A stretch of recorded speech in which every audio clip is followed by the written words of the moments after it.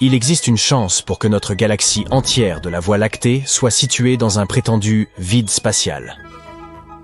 C'est une région où il y a relativement peu de matière par rapport à d'autres coins de l'univers connu. Elle est donc beaucoup moins dense qu'ailleurs. En d'autres termes, nous pourrions exister dans une sorte de bulle d'air dans un gâteau. Si tel était le cas, cela signifierait que nous sommes encore plus seuls que nous le pensions. Dans notre univers, toutes les galaxies s'éloignent constamment les unes des autres. Pour comprendre à quelle vitesse elles s'éloignent, les chercheurs ont recours à une chose appelée la constante de Hubble-Lemaître. C'est comme un compteur kilométrique, mais à l'échelle galactique. Toutefois, il existe un mystère cosmique surnommé la tension de Hubble. Cela remet en question ce que nous pensions savoir de l'expansion de l'univers.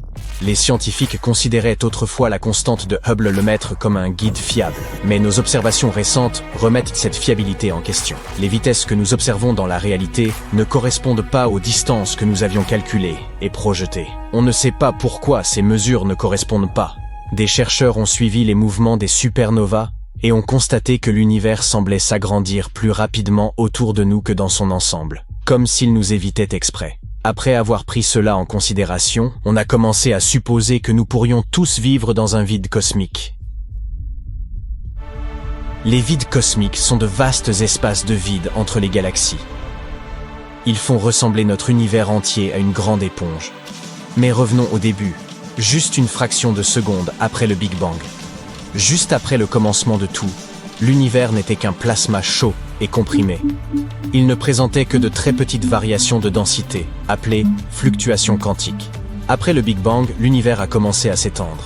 Ces fluctuations quantiques se sont développées avec lui, créant des régions où la densité de la matière varie. En raison de cela, l'univers ne s'est pas dilaté de manière uniforme partout. À la place, de petits amas de matière ont commencé à se regrouper, créant au fil du temps d'énormes structures, les galaxies. Celles-ci sont disposées en grands murs et filaments avec d'énormes écarts entre elles. Et ces écarts sont les vides, également connus sous le nom d'espaces sombres. Ces vides ne sont pas exactement vides. Ils recèlent en réalité plus de 15% de la quantité de matière que l'on trouve en moyenne dans l'ensemble de l'univers. Ils contiennent encore du gaz, de la poussière, de la matière noire, et même des étoiles et des galaxies. Cependant, ils ont une densité de matière très inférieure à celle des régions où se concentrent les galaxies, environ 1/10 de celle-ci. C'est pourquoi nous les considérons comme pratiquement vides. En général, leur diamètre varie de 30 à 300 millions d'années-lumière. C'est une distance énorme, même à l'échelle spatiale. Pour comparaison, la plupart des planètes et des nébuleuses que nous avons découvertes jusqu'à présent se situent à des centaines et plus rarement à des milliers d'années-lumière de nous. Dans le cas des vides galactiques, si vous étiez au milieu de l'un d'eux, vous ne verriez qu'une obscurité apparemment éternelle. Les étoiles les plus proches seraient tellement éloignées qu'elles vous seraient presque invisibles. Certains d'entre eux sont particulièrement vastes. Ils sont connus sous le nom de supervides. Le plus grand connu a été baptisé de manière très inspirée, le vide géant. Il est si grand qu'il nous est impossible de le concevoir, à une distance d'1,5 milliard d'années-lumière et avec un diamètre d'1 à 1,3 milliard d'années-lumière. Oui, c'est essentiellement un immense vide obscur. Mais même cet immense vide n'est pas entièrement creux. Le vide géant abrite 17 amas de galaxies différentes dans son étendue. Toutefois, ce n'est peut-être pas le plus grand vide de notre univers. Il existe également une chose appelée le point froid. C'est une zone inhabituellement grande et froide de notre univers que nous avons observée au moyen de micro-ondes. Elle ressort vraiment sur la carte de notre cosmos avec ses températures étonnamment basses. Et les scientifiques ont passé de nombreuses années à essayer de comprendre de quoi il s'agit. En 2015, des scientifiques ont suggéré que cet endroit pourrait être un supervide et probablement le plus grand jamais découvert. Faisant preuve d'encore plus d'originalité avec celui-ci, ils l'ont surnommé le Grand Vide. Si tout cela est avéré, cet endroit serait un vide d'environ 1,8 milliard d'années-lumière de diamètre, environ 1000 fois plus grand que les vides typiques. Tout le monde ne pense pas que ce soit possible, de sorte que les chercheurs continuent de débattre à son sujet. Il existe une autre théorie intéressante sur cet endroit. Un chercheur a suggéré qu'il pourrait être une trace de notre collision avec un monde parallèle. C'est une hypothèse assez audacieuse, mais malheureusement, il n'existe actuellement aucun moyen pour nous de la confirmer ou de la réfuter avec nos technologies actuelles. En tout cas, à mesure que l'univers s'étend, ces vides grandiront, et les parois reliant les amas galactiques s'étireront et se rompront. Finalement, les vides fusionneront, laissant ces amas de galaxies liés par la gravité comme des îlots dans un vide grandissant. En d'autres termes, tôt ou tard, le grand vide englobera tout dans notre univers. Eh bien, il s'avère que nous pourrions être une rare exception au sein d'un super vide, qui ne représente que 15% de la matière totale. Ceci expliquerait pourquoi nous sommes entourés de relativement peu de galaxies. Cette découverte, si elle est avérée, remet en question le modèle standard de la cosmologie que nous avons créé sur la base des travaux d'Albert Einstein. Cela signifierait que la gravité en général se comporte différemment de ce à quoi nous nous attendions. Selon le modèle standard, une sous-densité aussi significative ne devrait pas exister. En raison de cela, les scientifiques vont devoir considérer et explorer cette idée en profondeur. Elle pourrait bien remettre en question les bases mêmes de notre compréhension de la physique. Les scientifiques l'ont appelé le vide KBC. Et cette découverte pourrait receler des indices capables d'expliquer le paradoxe de Fermi. Peut-être que dans cette partie spécifique de l'univers, où nous nous trouvons, la probabilité que la vie intelligente se développe quelque part à proximité est extrêmement faible. Peut-être que tous les êtres doués de conscience se trouvent quelque part au-delà de notre supervide.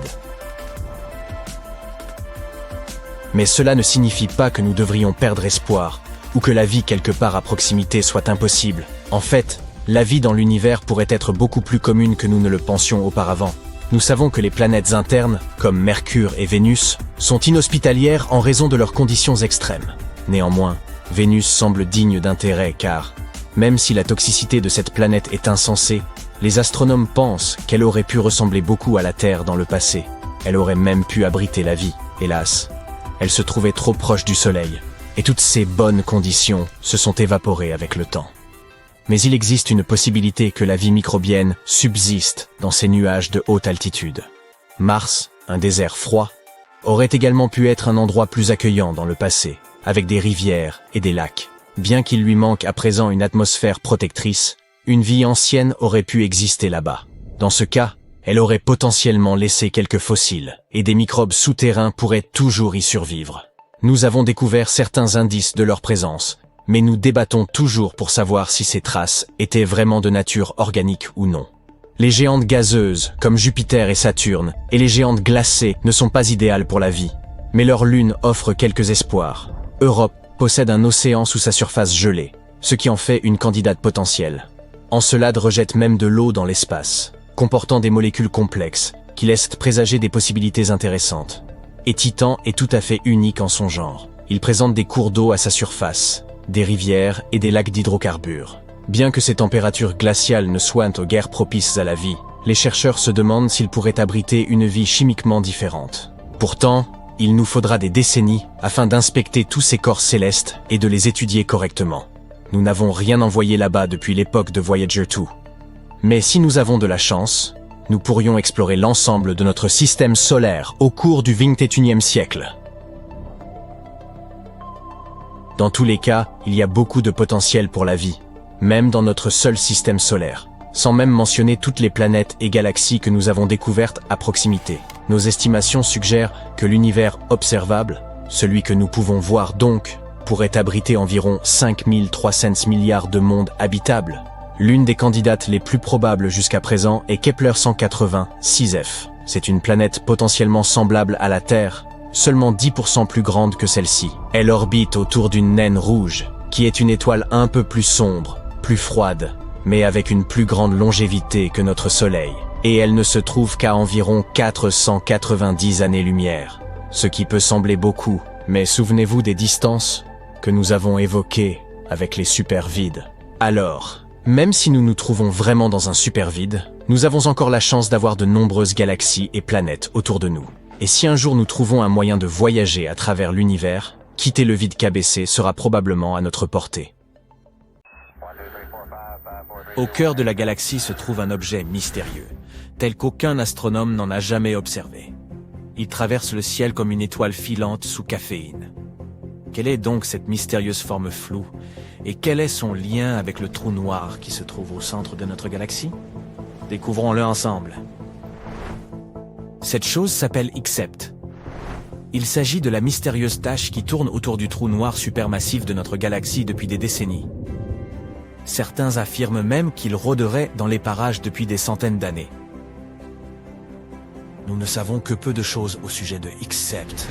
Par exemple, il pèse environ 50 fois le poids de notre Terre.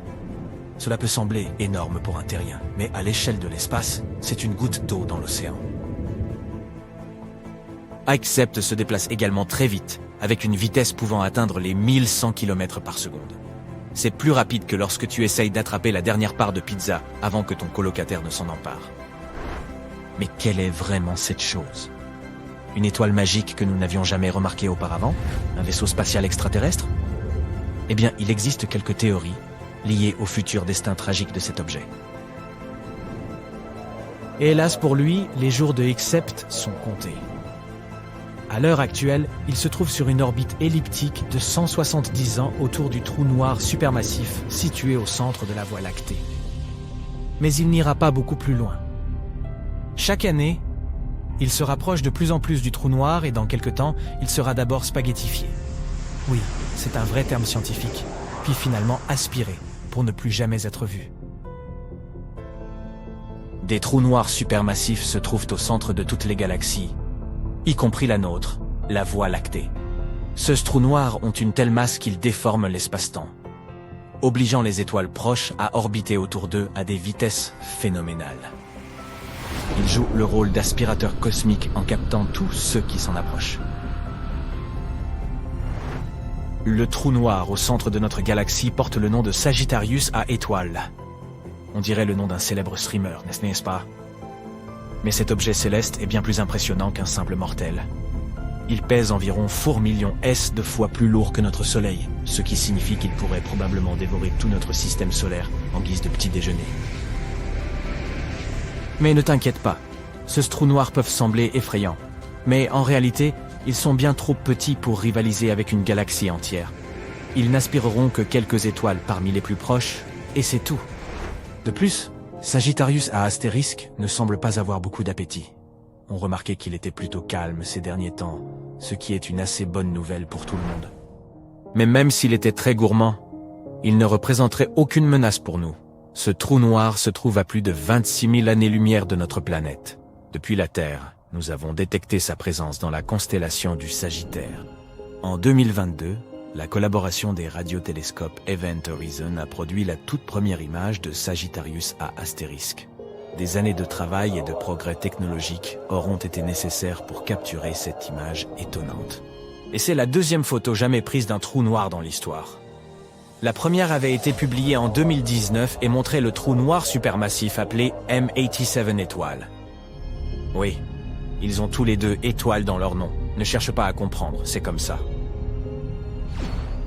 Quoi qu'il en soit, tu te souviendras peut-être de cette photo comme de la toute première image d'un authentique trou noir. Elle a fait l'objet d'une véritable campagne virale sur l'internet. Et ce trou noir, même 87 astérisque, situé dans la galaxie Messier 87, est bien plus effrayant que Sagittarius A astérisque. Tu pensais que 4 millions de masses solaires, c'était impressionnant? Alors que dirais-tu de 2,5 milliards de masses solaires? Men 87 est un véritable monstre. Il est également connu pour ses prodigieux jets de plasma, si puissants qu'ils s'étendent à des milliers d'années-lumière depuis le centre du trou noir. Si Men 87 astérisque était un super-héros, ce serait Iron Man avec ses rayons répulseurs à fond. Bon, techniquement, tu ne peux pas prendre de photo d'un trou noir en lui-même, puisqu'il est estimate, eh bien, tout noir. Aucune lumière ne peut échapper à son emprise. Mais l'anneau orange qui brille sur cette photo montre clairement la matière qui entoure Sagittarius A astérisque.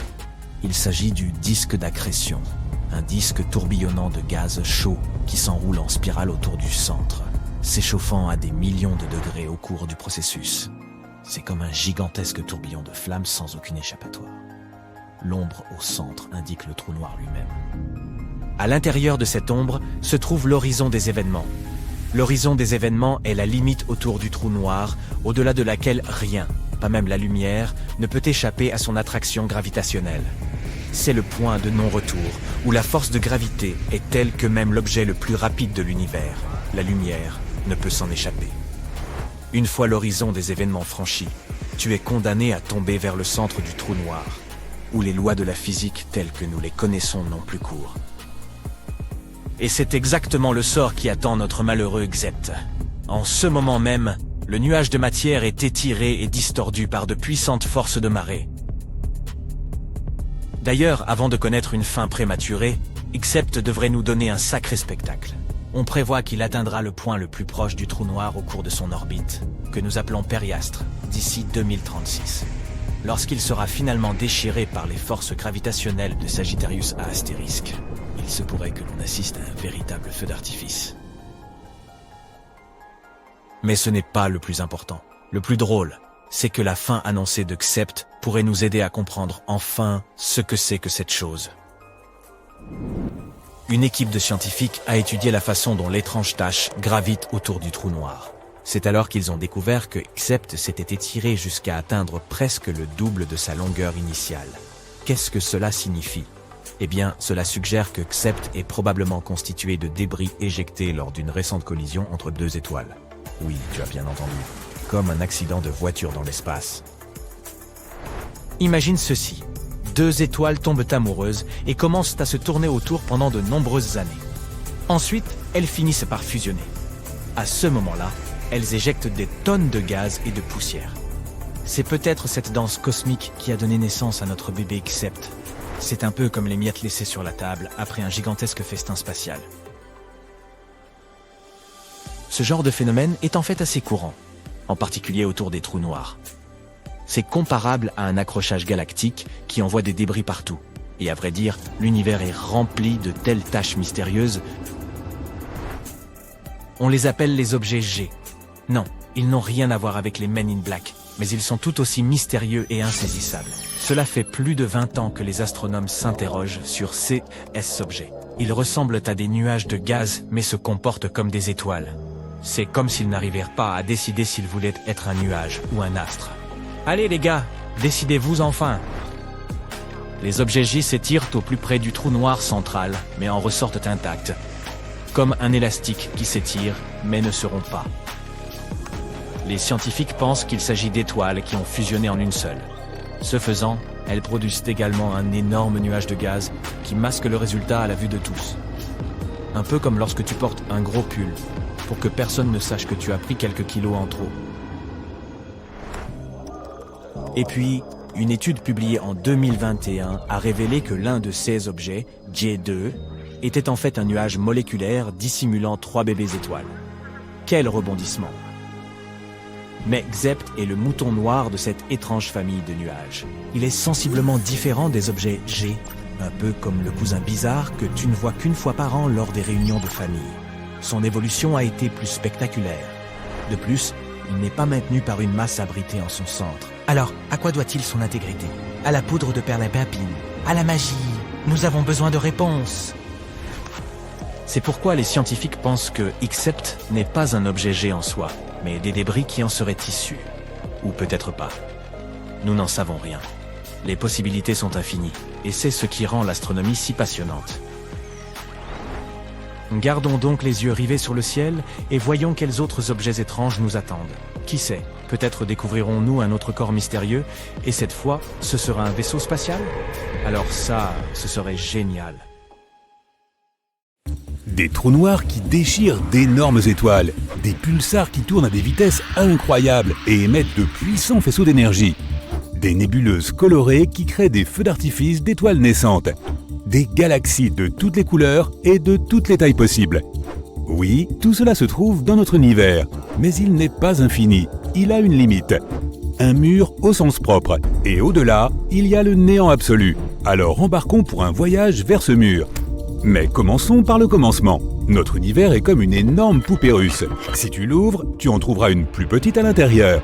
C'est une galaxie. À l'intérieur de celle-ci se trouve encore une poupée plus petite. C'est notre système solaire. Et la plus petite poupée de toutes est la Terre. Chacune de ces poupées a des frontières que nous allons traverser. Pour cela, nous aurons besoin d'un vaisseau spatial de grande taille. Il doit aussi être capable de se déplacer 100 fois plus vite que la vitesse de la lumière. Tu montes à bord et tu démarres les moteurs. Notre première limite se trouve à 100 km au-dessus du niveau de la mer. C'est 10 fois plus haut que l'altitude des avions de ligne. Ce point s'appelle la ligne de Kármán. Elle sépare l'atmosphère terrestre de l'espace extra-atmosphérique. Maintenant, volons plus loin jusqu'au bord de notre système solaire. Nous allumons les hyperpropulseurs et passons devant Mars, Jupiter, Saturne, Uranus et Neptune. Nous avons parcouru une distance de 100 unités astronomiques. Une UA est la distance entre la Terre et le Soleil. Et voici la limite de notre système solaire, l'héliosphère. Ici, la vitesse du vent solaire diminue rapidement. D'abord, elle passe de 1 million de km par heure à la vitesse du son. Ensuite, il y a une couche appelée l'héliopause. C'est là que le vent disparaît presque complètement. Puis notre vaisseau subit une vague d'étrave. C'est là que nous ressentons la force du vent interstellaire, qui entre en collision avec la frontière de notre système solaire. Lorsque tu passes cette frontière, tu te retrouves dans l'obscurité de l'espace interstellaire. Et c'est là que tu trouves les deux objets fabriqués par l'homme qui ont fait ce voyage pour la première fois dans l'histoire. Il s'agit de Voyager 1 et Voyager 2. Voyager 1 a franchi cette frontière en 2004. Voyager 2 l'a fait en 2007. Ces sondes spatiales ont découvert que l'héliosphère n'est pas une sphère parfaite autour du Soleil. Sa frontière sud est 10 UA plus proche de l'étoile que sa frontière nord. Nous nous déplaçons donc dans l'espace interstellaire et nous approchons bientôt d'un mur de pierre autour de notre système solaire. 200 000 UA plus loin, et le voilà. Ce mur de pierre est le nuage de Oort. En réalité, c'est une ceinture d'astéroïdes qui entoure notre monde. Les scientifiques pensent que le nuage de Oort pourrait être la source des comètes et des météorites qui tombent sur la Terre, mais ils sont si dispersés que nous pouvons facilement nous glisser entre eux. Maintenant, nous sommes dans l'obscurité totale. La Voie lactée fait environ 106 000 années-lumière de diamètre. Avec une fusée classique, il faudrait des milliards d'années pour parcourir cette distance. Mais tu accélères au maximum, tu passes magistralement devant les étoiles et les planètes comme sur un circuit de course. Et en quelques minutes, tu es au bord de notre galaxie. Il n'y a plus de vent interstellaire. Tout ce que tu vois, ce sont des points lumineux quelque part au loin. Ces points sont d'énormes galaxies. Il nous faut consulter une carte pour se rendre jusqu'au bord de notre univers tout entier. Tu es ici, près de la Voie lactée. Elle fait partie d'un amas de galaxies appelé le superamas Laniakea. Mais même cet énorme amas est comme une aiguille dans une botte de foin. En faisant un zoom arrière, on trouve le superamas Hydra Centaurus. Des milliers de galaxies sur la carte ressemblent à de petits points. Zoom arrière maximum. Voici tout notre univers observable. Nous pensions qu'il était infini, mais nous avons peut-être la preuve qu'il y a une frontière. Elle se trouve ici, à 10 milliards d'années-lumière de chez nous. Même si tu te déplaçais à la vitesse de la lumière, un voyage là-bas prendrait 2 fois plus de temps que l'existence de notre planète entière. Pendant ce temps, soit le Soleil s'éteindrait, soit il exploserait comme une supernova, détruisant tout notre système solaire.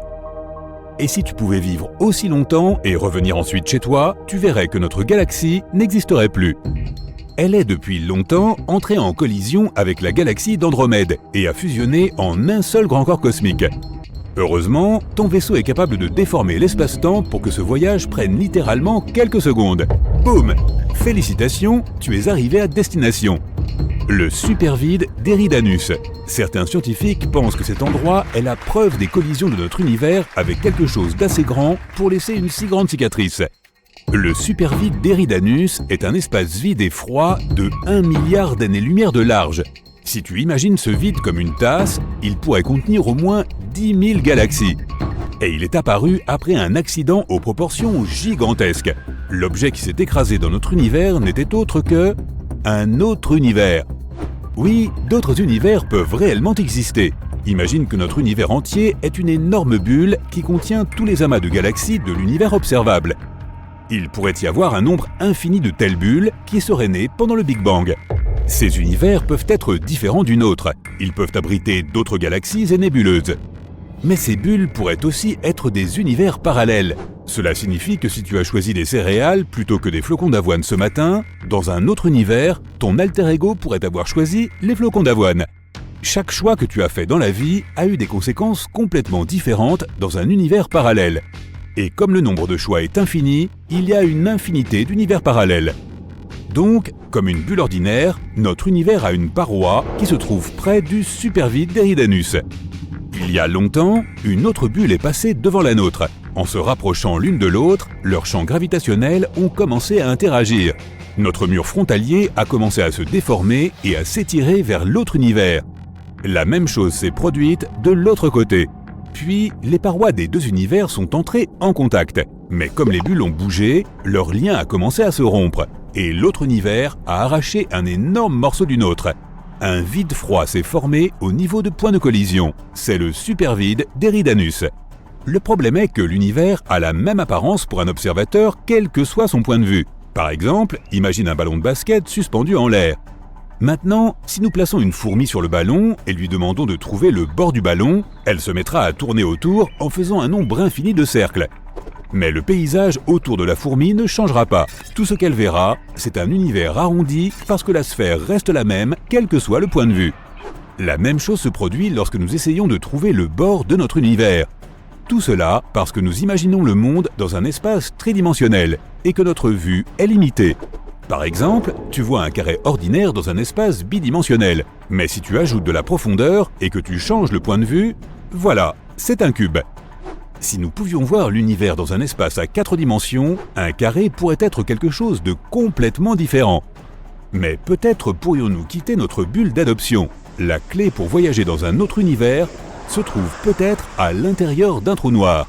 Un trou noir est l'un des objets les plus mystérieux de l'univers. Ils sont si massifs qu'ils déforment non seulement l'espace, mais aussi le temps. C'est comme placer un rocher très lourd sur un filet. Le filet s'affaissera et plus tu te rapprocheras du rocher, plus la courbure sera forte. Une fois que tu es dans le champ gravitationnel d'un trou noir, tu ne peux plus en sortir. Nous ne savons toujours pas ce qui pourrait se trouver au cœur d'un trou noir. Certains scientifiques supposent que les trous blancs existent aussi. Théoriquement, ils devraient naître en même temps que les trous noirs. À l'exception de la couleur, ils sont l'exact opposé des trous noirs. Rien ne peut s'approcher d'un trou blanc. Pour l'instant, il n'y a pas de données sur ces objets, mais la théorie de la relativité générale suggère qu'ils existent. Il existe également une théorie selon laquelle un trou noir pourrait être un portail vers un autre univers. Lorsque tu entres dans un trou noir, tu peux ressortir de l'autre côté par l'horizon des événements du trou blanc. Tu contournes donc la frontière des univers et tu te retrouves dans un monde complètement différent. Mais nous avons peut-être la preuve qu'un trou blanc existe. En 2006, les scientifiques ont découvert une explosion d'énergie inhabituelle à 1,6 milliard d'années-lumière de la Terre. Ce sursaut était unique. Il ne ressemblait pas à une explosion de supernova ou même à la fusion de deux trous noirs. Certains astronomes pensent que c'était la naissance d'un trou blanc, mais comme il était instable, il a été détruit presque immédiatement. Ce processus n'était pas sans rappeler la naissance de notre univers tout entier, le Big Bang. Les scientifiques l'ont donc appelé le Little Bang. Tu voyages dans l'espace profond en tournant autour des étoiles et des galaxies. Waouh! On dirait bien que cette nébuleuse multicolore va bientôt s'effondrer sous son propre poids et exploser comme une supernova. Maintenant, tournons prudemment autour de ce trou noir. Essaye de ne pas te faire prendre dans son champ gravitationnel, où il t'avalera tel un monstre de l'espace. Mais attends, c'est quoi cette étrange structure là? C'est un mur de lumière. Et si tu regardes bien, tu verras que chaque point lumineux est une galaxie entière. Ce mur compte environ 100 000 galaxies. La Voie lactée compte 100 milliards d'étoiles. Ce mur contient donc 1 billiard d'étoiles, soit 10 suivi de 15 zéros, qui sont semblables à notre Soleil. On appelle cette structure géante le mur du pôle Sud. Elle est située à environ 500 millions d'années-lumière de la Terre. En comparaison, l'étoile la plus proche de chez nous est Proxima Centauri, et elle se trouve à environ 4,2 années-lumière. Les fusées actuelles pourraient parcourir cette distance en environ 73 000 ans. Du coup, le voyage vers le mur du pôle Sud durerait probablement plus longtemps que notre système solaire lui-même. Ce mur est tout simplement gigantesque, même à l'échelle cosmique. Il fait environ 1,37 milliard d'années-lumière de long. Pour te donner une idée de la taille de ce mur, la Voie lactée ne fait que 100 000 années-lumière de large. Mais tu ne peux pas voir ce mur, même avec le plus puissant des télescopes. Le problème, c'est que la Voie lactée elle-même t'en cache la vue. Elle est si lumineuse que ce mur en est invisible. C'est comme quand tu essayes de regarder le ciel étoilé dans une métropole. La pollution lumineuse ne te permet pas de le faire. Les scientifiques ont pu détecter ce mur galactique en mesurant le décalage vers le rouge. Nous savons que tous les objets de l'univers sont en mouvement. Ils se sont écartés les uns des autres à la suite du Big Bang, qui s'est produit il y a des milliards d'années. Et lorsque les galaxies se déplacent, leurs ondes lumineuses changent légèrement. En mesurant ce changement, nous pouvons connaître la nature d'un objet et comment il se déplace. Et ce mur n'est même pas le plus grand de notre univers. Le plus grand, c'est le grand mur d'Hercule Couronne boréale. Une superstructure géante et plate d'environ 10 milliards d'années-lumière de large. Cela représente environ 10% de l'ensemble de l'univers observable. Et il s'agit aussi d'un mur, soit un amas de galaxies. Nous avons pu détecter cette structure géante grâce à des salves de rayons gamma. C'est l'événement électromagnétique le plus lumineux de tout l'univers. Tu pourrais même le voir depuis les confins de celui-ci. De telles salves sont un événement très rare. Dans la Voie lactée, par exemple, elles ne se produisent qu'une fois tous les quelques millions d'années. Si nous remarquons un grand nombre de salves de ce type en un court laps de temps et provenant du même endroit, cela signifie qu'on trouvera là de nombreuses structures semblables à la Voie lactée. Il y a énormément de galaxies dans l'univers. Une autre structure géante exceptionnelle est le Huge LQG, ou immense grand amas de quasars. Il fait environ 4 milliards d'années-lumière de diamètre. Il faut donc à un photon de lumière autant de temps pour aller d'un côté à l'autre de cette structure qu'il en a fallu à la Terre pour se développer de sa naissance à aujourd'hui.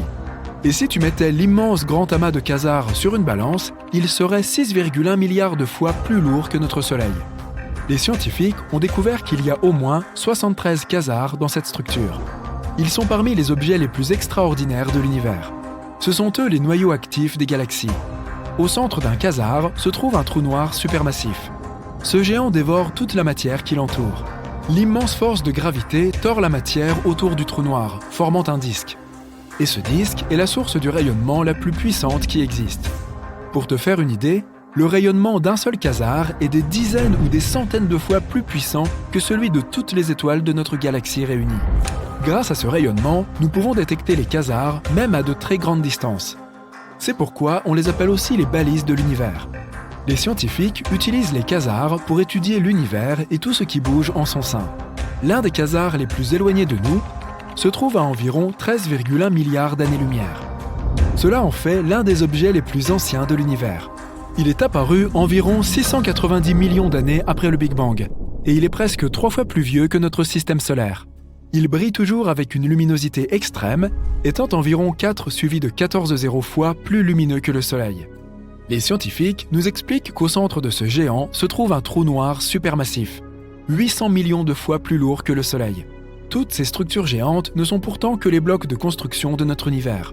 Regarde, voilà notre système solaire. Maintenant, fais un petit zoom arrière. Là, c'est l'endroit où se trouve notre étoile dans la galaxie de la Voie lactée. Fais encore un petit zoom arrière. Voici un groupe local de galaxies. Tous les points brillants que tu vois là sont des galaxies.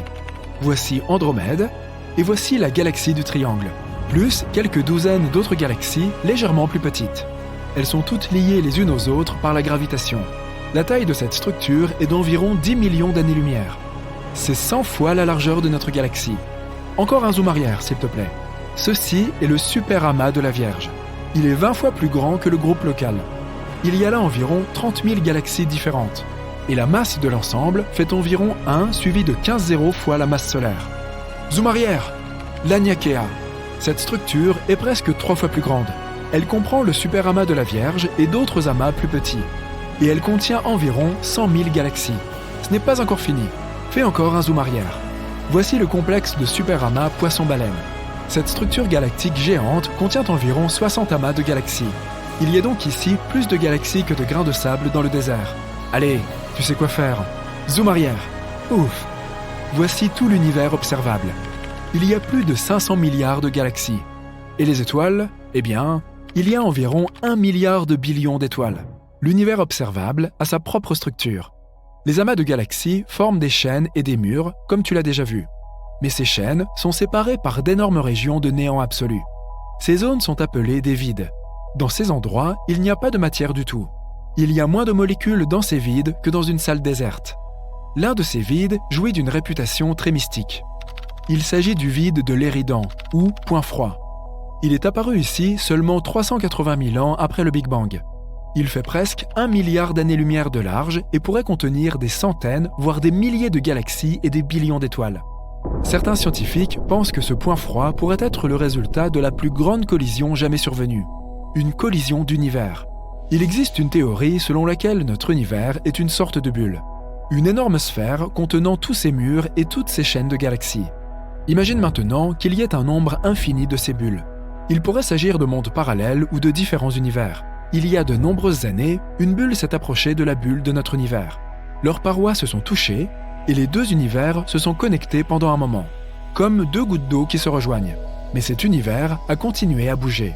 La zone où les bulles se rejoignaient est devenue de plus en plus fine jusqu'à ce que le lien soit rompu et que les deux bulles se détachent l'une de l'autre.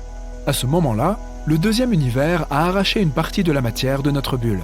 Toutes ces galaxies qui remplissaient le vide de l'Éridan se sont retrouvées dans un univers parallèle. Des scientifiques ont avancé l'hypothèse que nous pourrions bien un jour rencontrer d'autres bulles. Mais voler jusqu'au mur supposé de notre univers prendrait une éternité. Et il faudrait encore plus de temps pour voler dans l'espace interuniversel. Nous devrons donc utiliser des portails ou des trous de verre. Voici comment cela fonctionne. Imagine une feuille de papier avec un point A d'un côté et un point B de l'autre. Au lieu de traverser toute la feuille de papier, nous plions simplement la feuille, de sorte que le point A se trouve juste au-dessus du point B. Il ne reste plus qu'à faire un petit trou et le voyage ne prend que quelques instants. Certains scientifiques pensent que de tels passages d'un univers à l'autre se trouvent à l'intérieur des trous noirs. Mais comment survivre si l'on tombe dans un trou noir ? Il suffit d'en choisir un qui soit assez grand. Tout est une question de gravité. Imagine-toi en train de tomber vers un trou noir en ce moment même. Plus tu t'en approches, plus son effet est puissant. Il s'intensifie à chaque centimètre. À un moment donné, la force gravitationnelle qui affecte ta tête est beaucoup plus forte que celle qui affecte tes pieds. Puis tu te transformes en spaghetti. Miam! Mais si tu choisis un trou noir supermassif, comme ceux qui se trouvent au centre des galaxies, la force gravitationnelle augmente plus progressivement. Ils peuvent être des millions de fois plus lourds que le Soleil et beaucoup plus grands. Mais la force gravitationnelle sur ta tête et tes pieds sera presque égale et tu ne souffriras pas. Qui sait, peut-être que si tu réussis à survivre à une chute dans un trou noir aussi massif, tu te retrouveras dans un univers complètement différent où les lois de la physique n'ont plus rien à voir avec celles que nous connaissons. Mais pour l'instant, ce n'est qu'une théorie. Imagine sortir de ta navette spatiale et poser le pied sur la surface de la Lune. Sous tes pieds, le sol est recouvert d'une matière fine qui ressemble à de la poudre. C'est la poussière lunaire. Tu regardes autour de toi et prends une bouffée d'air frais. L'odeur est très différente de celle de l'air sur Terre, mais elle est tout de même agréable. Malheureusement, tout cela est très improbable. Notamment parce que la Lune n'a presque pas d'atmosphère. Le satellite naturel de la Terre est trop petit, moins de 2% de la masse de notre planète. Pour cette raison, son champ magnétique n'est pas assez puissant pour conserver une atmosphère. Même si la Lune en possédait une, les vents solaires la souffleraient immédiatement. Mais si tu pouvais visiter la Lune il y a 3 ou 4 milliards d'années, ce que tu verrais serait très différent. À cette époque, elle disposait très probablement d'une atmosphère. En ce temps-là, notre satellite était parcouru par de puissantes éruptions volcaniques. Des gaz se répandaient sur toute sa surface. Et ça se passait si vite qu'ils n'avaient pas le temps de se répandre dans l'espace. La surface lunaire était alors couverte de bassins, et ceux-ci étaient remplis de basalte volcanique. Imagine ça, d'énormes panaches de magma s'élançant dans les airs, retombant sur le sol en d'immenses coulées de lave. Voilà comment les bassins de basalte sont apparus sur la surface de la Lune. Au XXe siècle, nos scientifiques sur Terre ont réussi à obtenir des échantillons rapportés de la Lune. Ils ont découvert que dans les coulées de lave lunaire, il y avait non seulement du monoxyde de carbone et du soufre, mais aussi les éléments constitutifs de l'eau. Grâce à ces échantillons, les chercheurs ont pu calculer la quantité de gaz qui s'était élevée pour former l'atmosphère.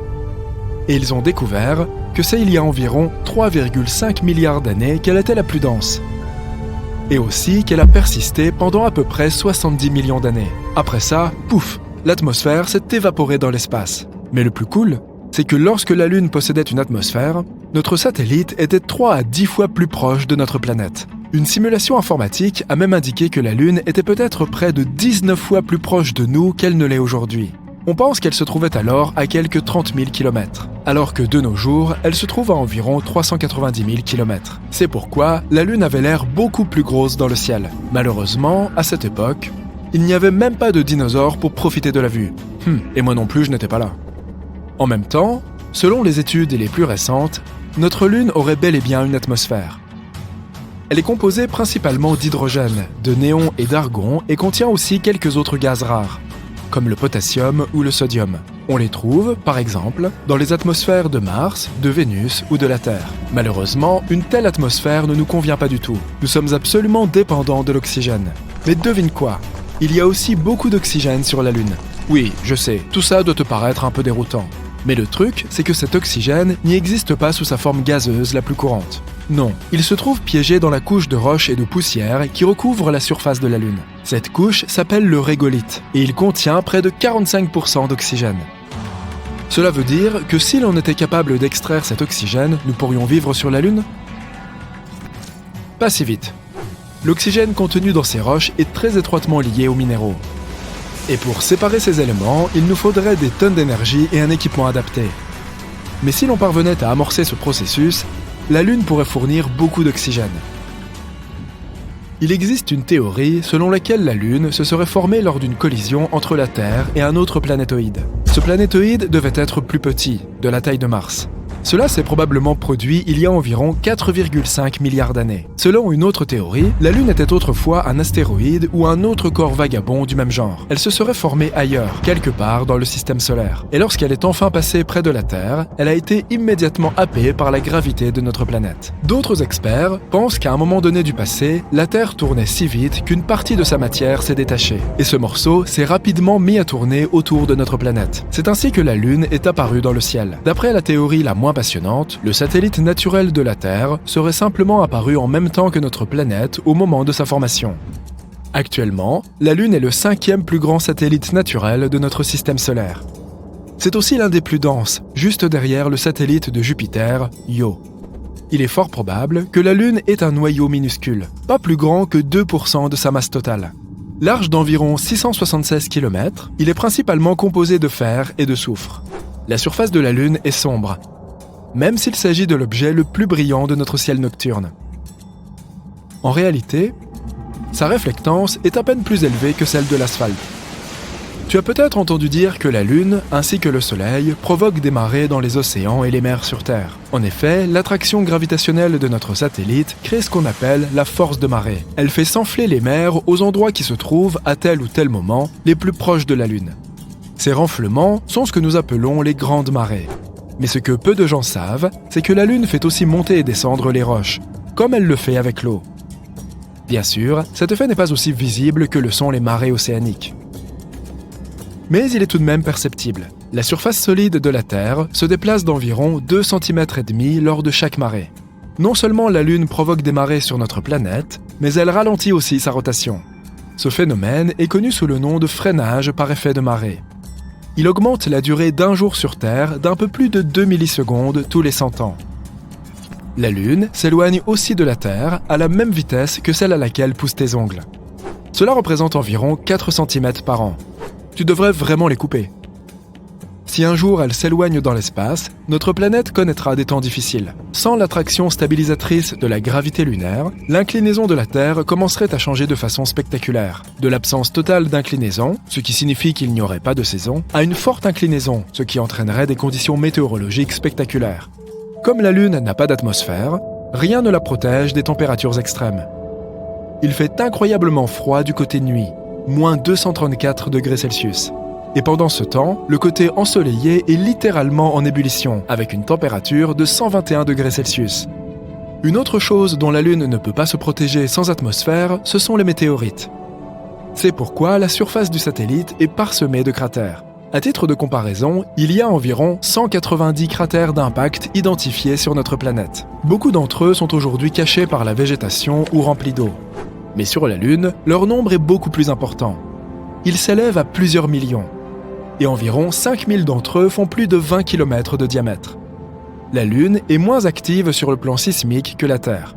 C'est pourquoi ces cratères et autres formations anciennes restent dans le même état pendant des siècles. Mais même si la surface de la Lune est en grande partie inactive, le satellite naturel de la Terre est quand même secoué de tremblements réguliers. Il se déclenche à plusieurs kilomètres de profondeur. Selon une théorie, il pourrait se produire en raison du rétrécissement de la Lune dû au refroidissement de son intérieur. Les scientifiques disent que la Lune est devenue plus petite d'environ 45 mètres en quelques centaines de millions d'années. Mais comment l'expliquer ? Imagine un raisin qui se transforme en raisin sec. Il se ride tout en rétrécissant. Voilà exactement ce qui arrive à la Lune. Elle rétrécit et se froisse. Mais contrairement au raisin, la peau de la Lune n'est pas souple. Sa surface est dure et cassante. Donc, à mesure que la Lune rapetisse, sa croûte se fissure et se brise. Ces diverses parties se chevauchent. Les chercheurs sont presque sûrs que de telles failles sont toujours actives et probablement responsables des tremblements qui secouent la Lune. Certains de ces tremblements sont assez forts, jusqu'à 5 sur l'échelle de Richter. Lorsque tu lèves les yeux vers la Lune, tu vois toujours le même côté de notre satellite. Tout comme notre planète, la Lune tourne autour de son axe, mais cette rotation dure environ 27 jours. Et c'est exactement ce qu'il faut de temps à la Lune pour tourner autour de la Terre. Ce phénomène s'appelle le verrouillage par effet de marée. Avant qu'on ne commence à explorer l'espace, personne n'avait jamais vu l'autre face de la Lune. On ne savait pas à quoi ressemblait cette face cachée. Alors que la face visible de la Lune est principalement constituée de grandes plaines émaillées de bassins d'impact, sa face cachée est aussi accidentée que cratérisée. La croûte y est plus épaisse, avec moins de traces d'activité volcanique. Au fait, la Lune n'est pas parfaitement ronde ou sphérique. Elle a la forme d'un œuf. Lorsque tu la regardes, l'une de ses extrémités est toujours dirigée vers toi. Oui, tout droit vers toi. C'est la raison pour laquelle son centre de masse n'est pas son centre géométrique. En réalité, il se trouve décentré d'un peu plus d'1,5 km, comme une balle de golf de mauvaise qualité.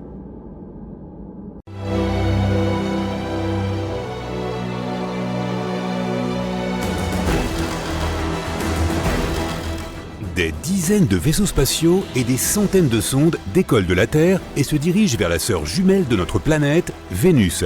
Elle est de taille similaire à la Terre et pèse environ 80% de la masse de notre planète.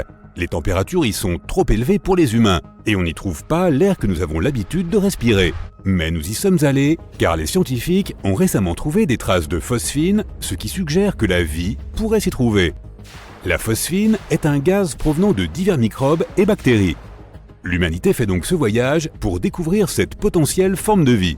Avec notre technologie, un vol vers Vénus prendrait entre 3 mois et demi et 6 mois et demi. Mais nous y sommes finalement arrivés.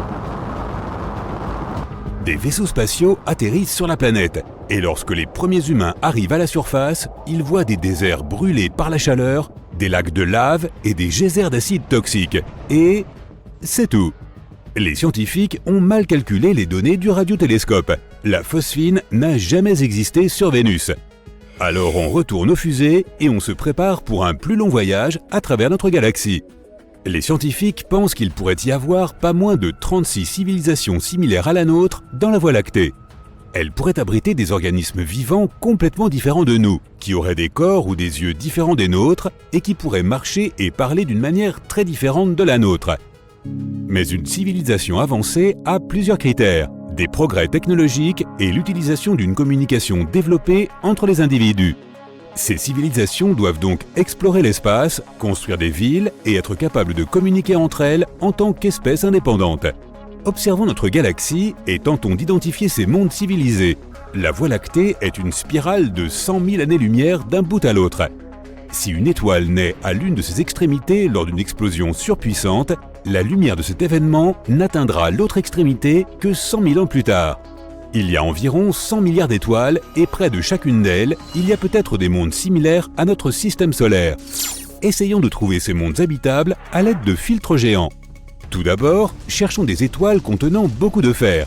De telles étoiles brûlent à la température parfaite pour le développement de la vie. Et le fer présent dans le système stellaire aidera à former les noyaux des planètes qui accueilleront une autre civilisation. En passant la Voie lactée au filtre, on peut voir qu'il y a trop d'étoiles qui correspondent à cette description. C'est pourquoi nous avons besoin d'un autre filtre. Maintenant, trouvons des étoiles qui ressemblent au Soleil dans cet amas.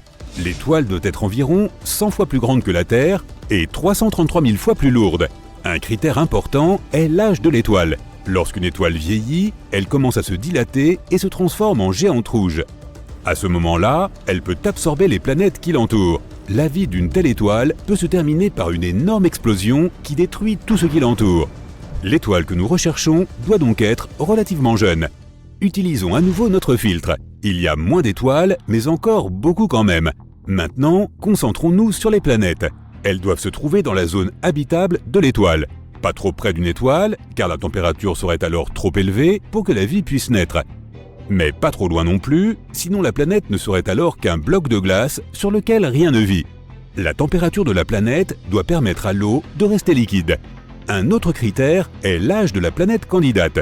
Il faut du temps pour qu'une civilisation avancée se développe.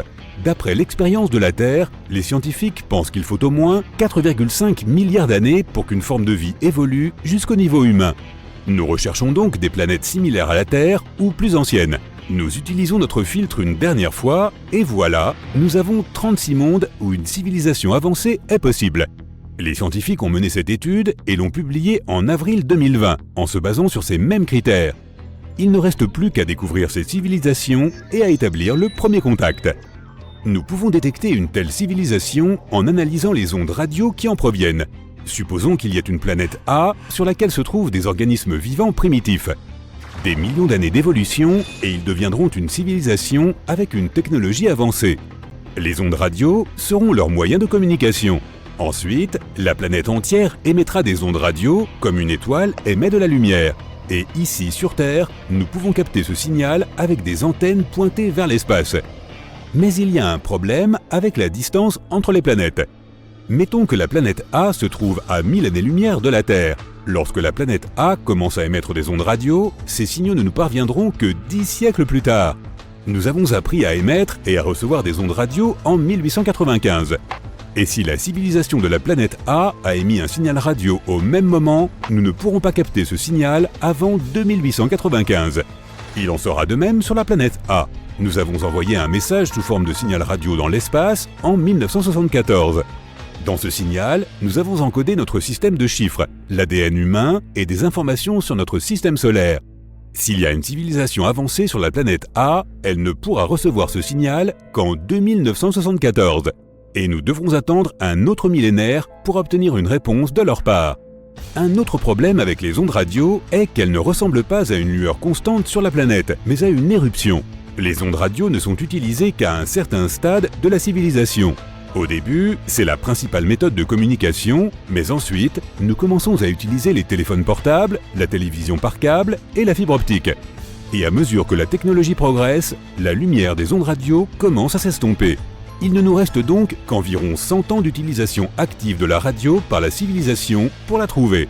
Un jour, nous avons capté un étrange signal radio d'origine inconnue. Ses caractéristiques suggéraient que ce signal avait été créé artificiellement, peut-être par une civilisation de l'espace ou un vaisseau spatial de passage. D'autres recherches sur ce signal n'ont donné aucun résultat, ce qui a donné lieu à de nombreux débats et théories sur ce qu'il était vraiment. Il aurait pu s'agir d'un signal provenant de la Terre et réfléchi par un satellite volant dans le ciel. Ou cela aurait pu être les traces d'une comète située à quelques années-lumière. Mais supposons que c'était une civilisation de l'espace, l'une de ces 36 qui existent probablement. Maintenant, nous devons entrer en contact avec elle. Nous jetons donc nos bagages dans une fusée et partons en direction de la planète supposée. Nos fusées peuvent voler à 28 300 km/h. Cela signifie qu'une fusée pourrait traverser la largeur des États-Unis en seulement 8 minutes. Mais même si une civilisation avancée vivait près de notre étoile la plus proche, Proxima Centauri, il nous faudrait environ 73 000 ans pour y arriver. Et même à la vitesse de la lumière, cela prendrait 4,2 années. Nous devons donc d'abord résoudre le problème des voyages interstellaires. Nos scientifiques prévoient d'atteindre environ un quart de la vitesse de la lumière au moyen d'un laser. Un puissant rayon provenant de la Terre poussera une sonde microscopique dans la bonne direction. Cette sonde pourrait atteindre notre destination en 17 ans environ. Et dans 4 autres années, lorsque le signal qu'elle émettra atteindra la Terre, nous saurons s'il y a une civilisation avancée. Une autre possibilité pour voyager plus vite que la lumière est la métrique d'Alcubierre. Le vaisseau spatial devrait comprimer l'espace devant lui et l'étirer derrière sa queue. Nous pourrions alors atteindre n'importe quel point de l'univers en quelques secondes, littéralement. Mais un tel voyage reste un fantasme pour nous. Nous pouvons peut-être nous rendre dans différents coins de l'univers grâce à des trous de verre. Ce sont des raccourcis semblables à des tunnels. Mais il y a un problème. Ces trous de verre pourraient se trouver à l'intérieur de trous noirs. Ce sont les objets les plus mystérieux de l'univers. Ils sont si denses que même la lumière ne peut pas s'échapper de leur piège. Nos vaisseaux spatiaux ne supporteraient pas non plus la tension. Il existe aussi une théorie selon laquelle la Terre est unique car elle est née dans des circonstances totalement accidentelles. Il y a 4,5 milliards d'années, notre planète était un bloc de lave qui commençait à refroidir et à se solidifier. Mais sa tranquillité a été rompue par le passage d'un astéroïde de la taille d'une planète entière. La collision s'est produite à un angle tel que la Terre n'a pas été complètement détruite, mais une partie de l'astéroïde est restée dans notre orbite. Ce rocher lourd, près de notre planète, a stabilisé la rotation de la Terre, et l'interaction gravitationnelle avec le débris géant a provoqué le réchauffement de notre noyau. De plus, l'astéroïde a apporté beaucoup d'eau sur Terre. Une telle collision est extrêmement improbable, aussi improbable que de gagner à la loterie plusieurs fois de suite. À ce jour, nous n'avons aucune raison de croire que la vie dans l'espace existe, tout comme nous n'avons aucune raison de croire qu'il n'y a pas d'autres civilisations avancées dans l'univers.